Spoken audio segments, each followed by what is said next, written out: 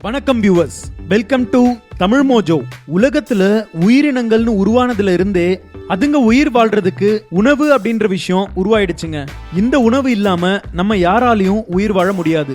So உணவு என்பது நம்மளோட அன்றாட வாழ்க்கையில ரொம்ப அத்தியாவசியமான ஒண்ணுதான். இந்த உணவு என்பது உலகத்துல இருக்க வெவ்வேறு பகுதிகள், வெவ்வேறு கலாச்சாரங்கள், வெவ்வேறு பழக்க வழக்கங்களுக்கு ஏத்த மாதிரி வேறுபட்டு தான் இருக்கு. இதுக்கு உதாரணமாக சொல்லணும்னா கான்டினென்டல், இட்டாலியன் ஃபுட்ஸ், தாய் ஃபுட்ஸ், இந்த மாதிரி இந்தியால எடுத்துக்கிட்டா செட்டிநாடு, பஞ்சாபி ஃபுட்ஸ், பெங்காலி ஃபுட்ஸ், ராஜஸ்தானி, இந்த மாதிரி நிறைய இருக்குங்க.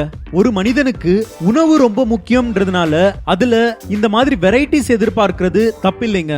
ஆனா இந்த வெரைட்டிஸ்ன்ற ஒரு விஷயம் ஒரு எல்லையை மீறும் போது அது கண்டிப்பா ஒரு விதமான சிலிர்ப்பை ஏற்படுத்துதுங்க.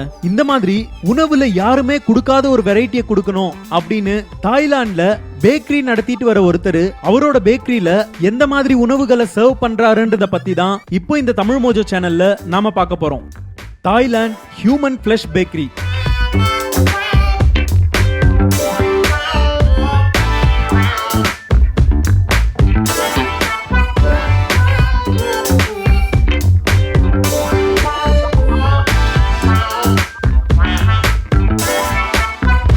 பாத்தீங்களா, இவர் என்ன வெரைட்டி கொடுத்துட்டு இருக்காருன்னு உங்களால கெஸ் பண்ண முடியுதா? ஆமாங்க, ஆக்சுவலா இந்த பேக்கரிய இப்ப ரன் பண்ணிட்டு இருக்கவரோட அப்பா இதை இவருக்கு கொடுத்த போது இவரு உலகத்துல இருக்கிற எல்லா ஃபுட் லவர்ஸையும் இவரோட பேக்கரி பக்கம் திசை திருப்ப முடிவு செஞ்சாருங்க. அதனால ஒரு கான்செப்ட் கிரியேட் பண்ணி அதை இம்ப்ளிமெண்ட் பண்ணாரு.